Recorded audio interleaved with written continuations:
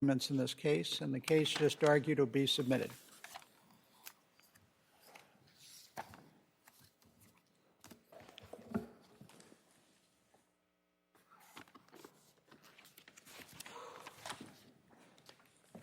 And we'll proceed to hear argument in the next case on calendar for this morning, which is 24-5130. Enrique Zacarias Diaz versus D. Loya.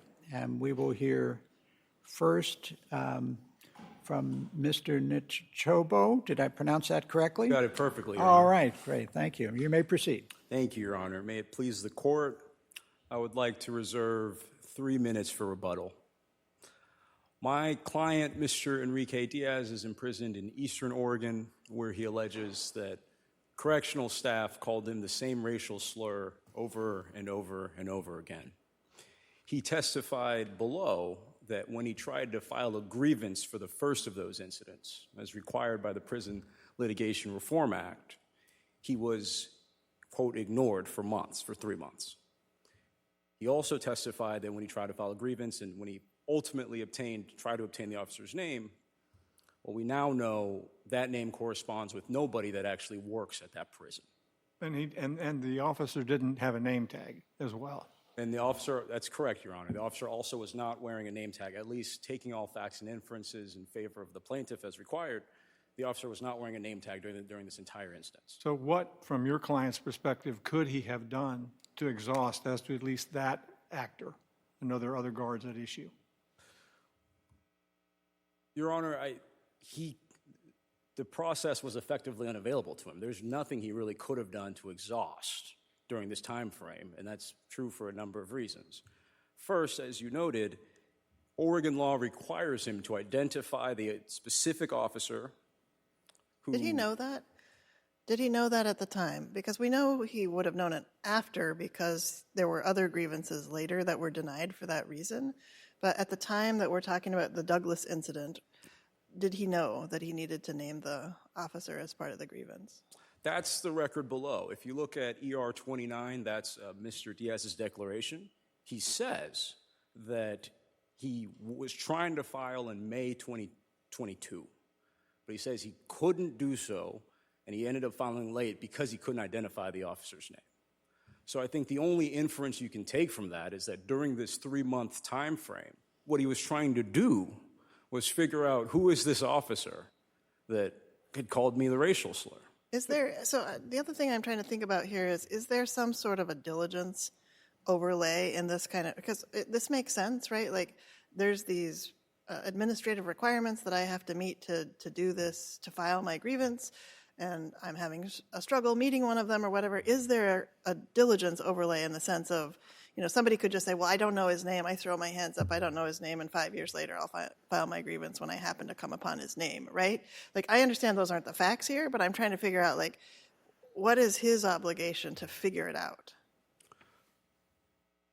I think certainly if he's going to come into court later on and say that the process was unavailable to him, he can't just say that I didn't personally know it. He has to show that I do think there's some diligence overlay. He has to show that he tried in the past, that path was blocked to him. But that's what we have here.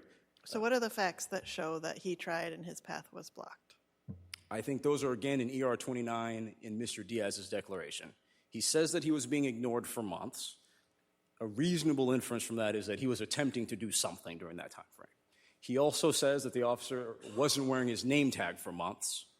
Again, I think a reasonable inference from that is that he was trying to identify the officer's name. The problem I have is that even if you can get past all of this stuff on the Douglas one, and you excuse the untimeliness, you excuse everything else, and even if you combine that with the other two as really treating it as one claim, when you get to the 4 claims pending rule, I don't see that that's going to cure that problem. How many claims did you have pending at the time when the 4 claim rule was invoked?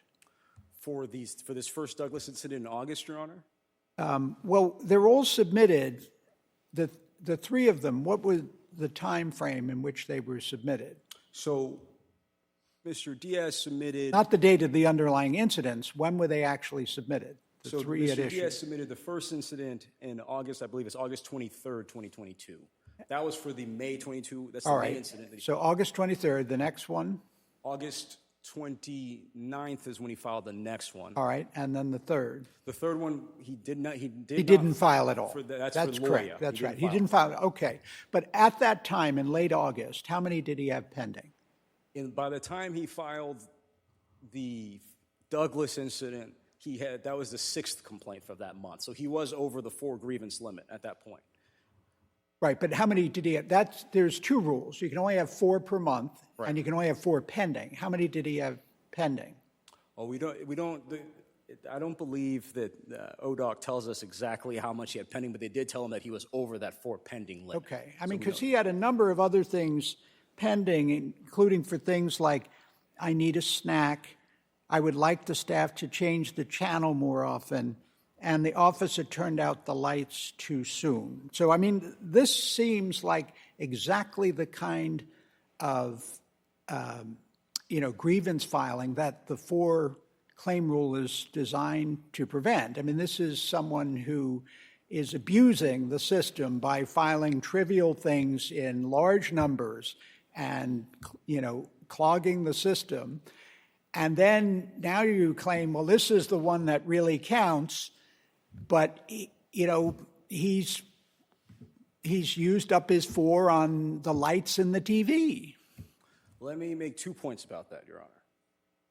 First, I think that makes it all the more important that he would have been able to file this grievance in May. The relevant part of Mr. Diaz's theory with respect to exhaustion is this. This was a May complaint that should have been filed in May. It only ended up being filed in August because of the state's conduct. That's what makes this case like Eaton from our perspective. In Eaton, too, you had a 4 grievance limit. And in Eaton as well, you had a plaintiff who you could say was a serial filer because he had gotten over that 4 grievance limit.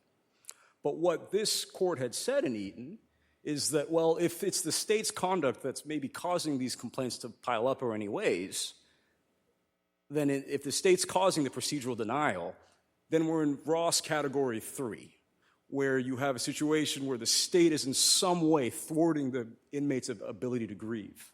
And that's the theory that Couldn't he have withdrawn some of these? I won't worry about the TV and the lights because I now care about it. So I'll withdraw those and now use this slot as one of the 4. He could have done that, right? He could have withdrawn, and that would have solved perhaps the active grievance limit. It would not have solved the monthly grievance limit. Right, but they're cumulative. You have to solve all the problems. And that's my point, is you may be able to solve the problem of May versus August, but you can't get past the problem that he's already clogged the system with 4, trivial ones. Well, Your Honor, I would dispute. And he could withdraw those. I would first dispute the fact that these other grievances are necessarily trivial. That's, if you look at, I believe you're looking at ER 66 and 67, that's the grievance history where it shows that. But if you actually go and look at those grievances, oftentimes what's actually being alleged is quite different than how the prison characterizes it. A good example of that is even in the grievance that's with respect to Mr. Douglas that's here, that's at issue. There's no mention of discrimination. I think if you're looking at ER 66 or 67, there's no mention of discrimination in how the state characterizes that complaint. It's just, well, I want him fired for unprofessional conduct. But when you actually go look at the grievance, what he's saying correct. is... No, that's right. Those are the serious ones. But he files the one of the ones at issue here on the 29th, but he has 4 others, actually 5 others, on the same day. The sink needs fixed in cell. Food needs to be dated when made. The hot water is too hot. So he's using up his slots on other things. And how are you going to get this down below 4, even if all this May stuff goes away? Your Honor, he can't get it down below 4, but that, to me, is exactly why it was so important that he should have been able to file this May grievance in May. This is a May complaint. It should never be in this August scenario where you have all these other complaints. And in May, Your Honor, He actually, I mean, to some extent, it's kind of a miracle. This guy is a guy that files a lot, but in May, he actually had capacity. If you go back and look to the May grievances, had he filed it then, it actually would have sailed through. So, and the reason why he ends up filing in August, and this is our critical point, the reason why he ends up filing in August is only because it takes him months to identify this prison guard's name. And that's the state's own conduct that's forcing this all to happen in August. I mean, I have a related question, I guess, in that, I mean, are you aware of any authority that sort of upholds this kind of a frequency limitation?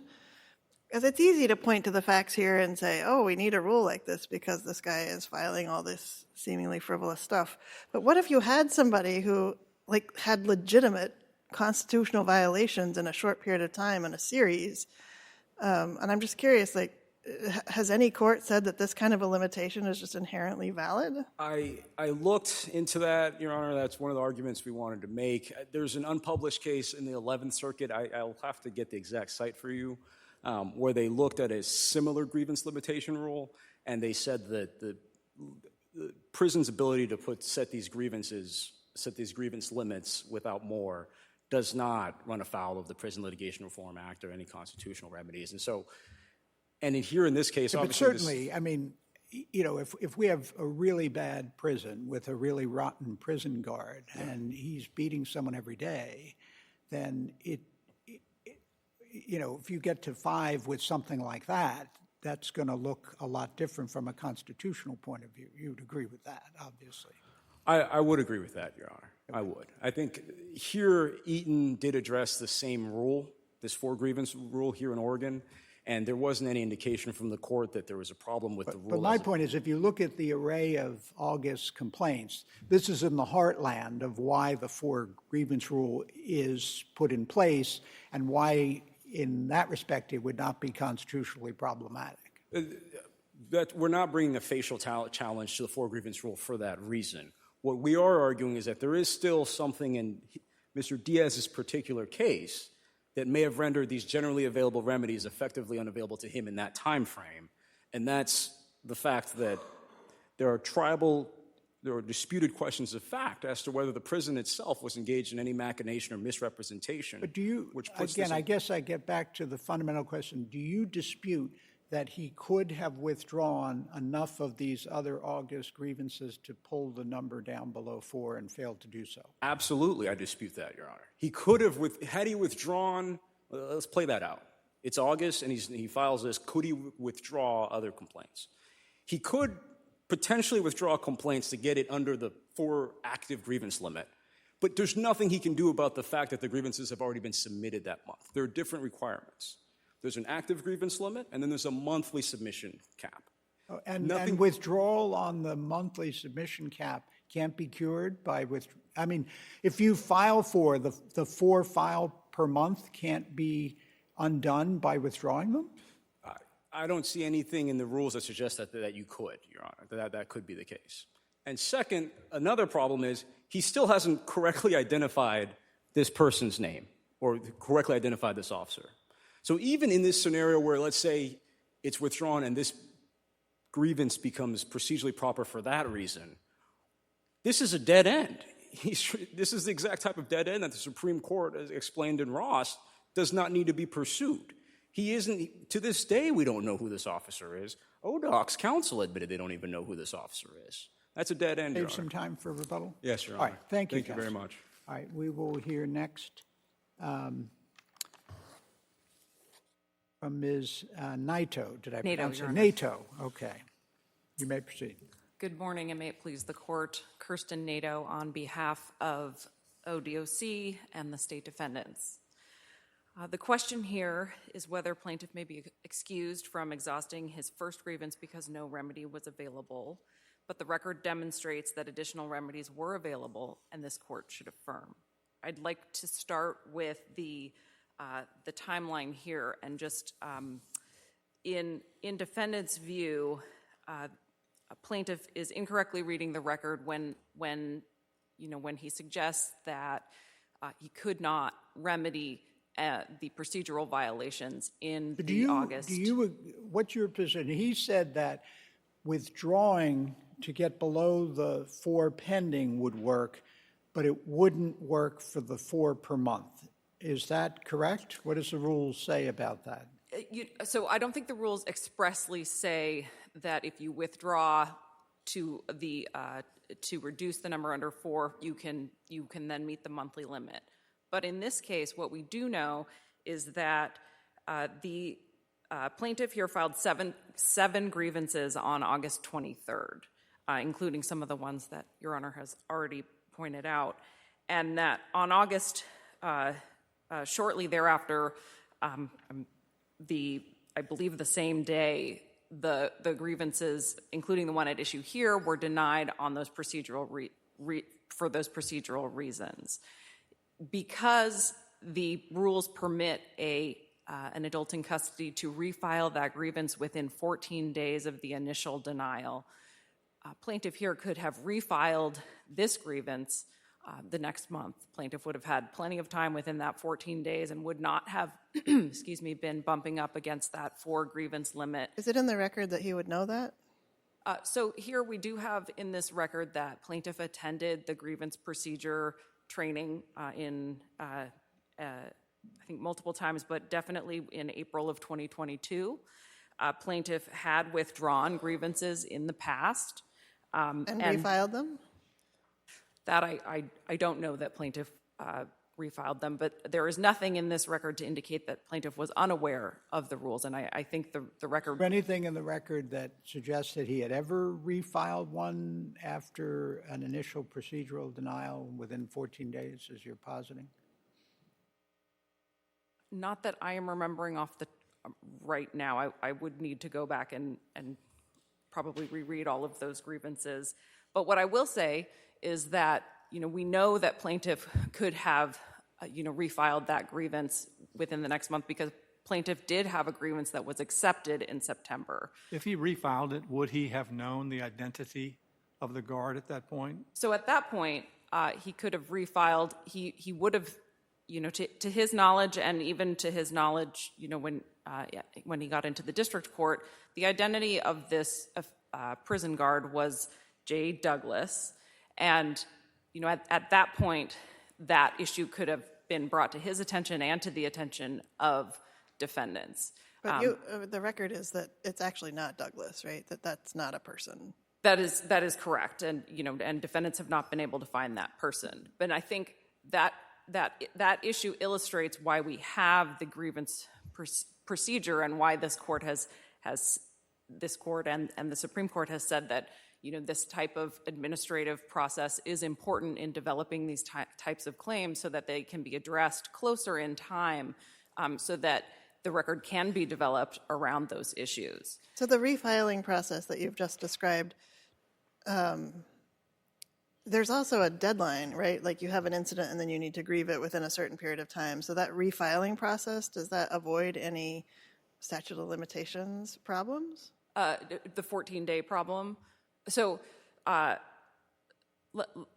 me be clear as to this grievance, filing from May 22nd in August, that is going to be beyond the timeliness, and refiling the grievance within 14 days would not excuse that untimely filing. Right, but if something is, if you file it and you have too many going on, you filed too many that month, but it would have been timely, and then you get denied for that frequency problem, but then you wait and you refile it in 14 days to overcome that problem, but now it's untimely.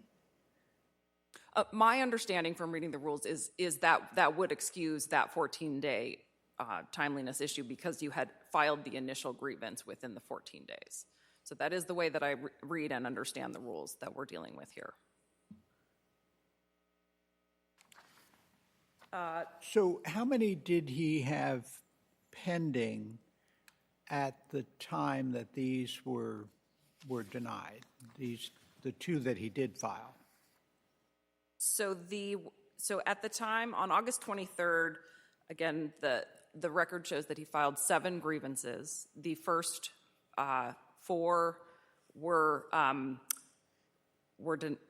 actually denied for other various procedural defects, and the final 3 were denied in part because of the number of grievances he had filed on that one day. And under the rules, an active grievance is one that is, that is filed and then is within the limitation period with which it can be refiled. So the number of grievances, the way that I read the record that he had when he filed the May 22nd incident was he had 4 pending, and he filed an additional 3 that day. On the 29th, I think at that point he had, he was still up against the number that he had already filed that month, and so I don't have the exact list on me, but Had he been denied for filing too many at a time prior to August? So the record shows that he had filed between 40 grievances, I think, in between April and August, and I apologize that I The chart maybe shows he misremembering that. exceeded the limit in February. I mean, if you're just, not the pending limit, Right. but the monthly total, he filed 7 or 8 in February and at least a half dozen in March. Right, my question is more, was he denied for the reason of filing too many at a time? Because if in prior months he was exceeding that procedural bar and not being denied for that reason, then what do we do with that? I apologize, I don't know the answer to that question. I would, direct this court to the exhibit that Judge Collins was looking at in terms of the number. But this doesn't give either the denial date or the grounds for the denial, and that's Judge Forrest's question. Oh, okay. So the, Exhibit 10, which is also in the record, does contain all of the grievances, does contain all of the denial reasons. And I apologize that I don't have all of those The in full front of for me. this chart. all For of them. for that whole chart, yes. So Exhibit 10 has, including the 7 that I have specifically looked, the 7 that were filed on August 23rd, which were returned for the untimeliness reasons. It also contains, I believe, all of the grievances that he filed before that. So this court has that information. The district court had that information in front of it. So would you address your opposing counsel's argument that what we should really do is we should look back at May, when if he'd had the information he needed to file the grievance closer to the time that the incident happened, he wouldn't have had this frequency problem. Why isn't that the right way to look at this? So 2 answers. First is that the denial of his grievance in August for the May 22nd incident was not based on entirely on the timeliness. That was referenced in the denial, but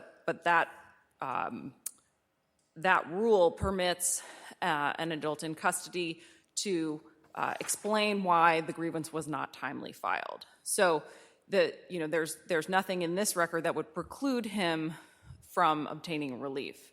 Now, as to the name of the official, of the officer, the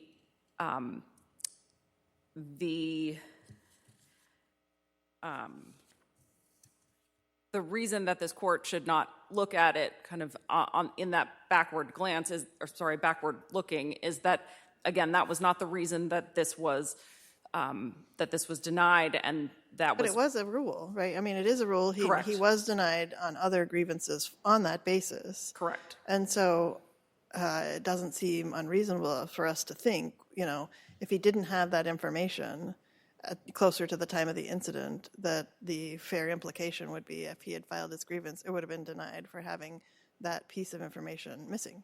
So that kind of interpretation would basically permit ASCs to circumvent these procedural rules by delaying and filing these late claims, and the PLRA requires exhaustion, and under Woodford requires proper exhaustion. And so that's why this and It's a little bit like having it both ways, it seems, right? Like the prison has a whole long list of rules. Some of them are fairly complicated. And you're saying in this context, well, he should have just ignored them and filed anyways and seen how it was going, because we probably would have given him a pass on the rule or something. Like, how, I don't understand how we're supposed to look at that, because we have evidence in the record that the prison wasn't giving a pass on many of these rules and other circumstances. So why should we think that it would have earlier? Oh, I don't think that this court should assume that the defendants would have given him a pass on the identity. I think what defendant's position is in this case is that when he filed his grievance in August, the reasons for the denial were that he had filed more than 4 in a month and he was beyond the 4 grievance limit, and he did not explain why his grievance was untimely. And so, the defendants didn't even get to the identity of the person in those grievances, and plaintiff here has not identified how he would get around and how he would have exhausted those claims on that basis. I thought you said that he, for the 4 timeliness, 4 pending, that could have been refiled within 14 days? Yes. And bring it into that. That's not mentioned in the explanation. I would have thought that would be something that would be said in the denial, that this is denied because you're over the limit, but you could refile within 14 days if that gets you into September, and then, but there's nothing to that effect. So it's true that that's not expressly set out in the denial, but that is provided for in the rules, that a procedural defect can be cured, and that's why the rules do not permit an appeal from a denial based on these kinds of procedural defects. The grievance is returned to the AIC, and they are given the opportunity to remedy that. And again, the record here, and it's undisputed that this AIC had attended the training on the grievance process, had utilized the grievance process in the past, and plaintiff did not at any time before the district court assert any kind of claim that he was unaware of the process or the process was unavailable to him, such as to render a remedy unavailable, the way that it was in other cases. Sorry, go ahead. Do you agree that, given our ruling on the prior appeal, that we should treat this pattern and practice claim as essentially 1 grievance and not 3? So I think the important thing here is, even if the court does treat it as 1 grievance, plaintiff still needs to get over the exhaustion on this May 22nd claim, which plaintiff cannot do. So even if the court does treat it as 1, Suppose we disagree. Suppose we think he can get past the May 22nd, and then the question is, can he treat it as 1, and then does that get us within or under 4? So my question on the second one is, do you agree? Because we basically said, reading it in context, that each of the 3 claims individually didn't state a claim. But if you view the 3 together as a pattern, that's a claim. So he basically needs the 3 pieces in the pattern.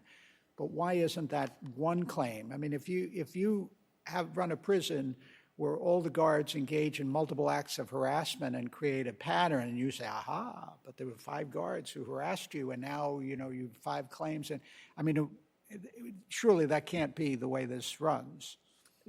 No, I agree. I think under the facts of this case, it's a little bit different than the scenario that Your Honor just suggested. And that's because the record here is we have this plaintiff, this AIC, filing a grievance for the May 22nd incident, and then a few days later filing a grievance for, I believe, the August 26th incident. And those 2 could perhaps, at that point, had they been properly accepted, put the department on notice. But if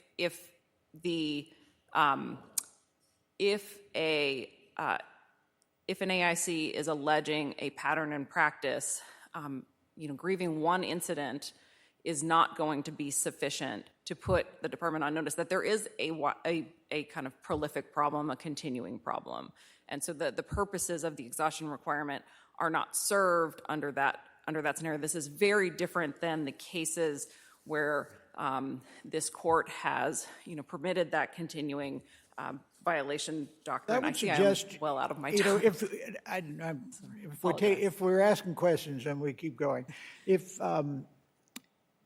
if you don't have the pattern and practice until we get to 3 claims, then maybe you don't have the claim until you get to 3, and so maybe the May thing just doesn't matter because you need the pattern, and so the last one is when you have the single claim, and so there's no timeliness issue, and then it's just the issue of 4.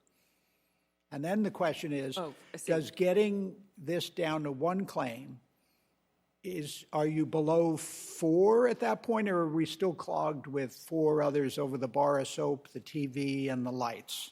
I believe the way that I read the record is this AIC would still have the problem of the 4 pending because the last grievance was also filed in August and had exceeded the number for that month and that were pending at that time. Okay, all right. Thank you. Thank you, counsel. All right, we took your opponent over time, so I'm going to give you the 3 minutes you had asked for. All right, Your Honor. Thank you very much. So just to clarify the timeline again, Mr. Diaz cannot grieve in May because he reasonably believes he has to identify the identity of this officer, and he can't do so because he's being ignored. So May is foreclosed from him. Then we get to August. He cannot grieve in August, Judge Collins, because of the monthly cap. And I want to read the rule to you exactly. It's Division 109 at Section 215, subsection 2. An adult in custody may not submit more than a combined total of 4 initial grievances and discrimination complaints per calendar month. And that's all we have. So, but the problem here, and I want you to focus on this because I think it's really an important point. The first of the 2 grievances at issue, he files on August 23rd. That is his 6th for the month of August.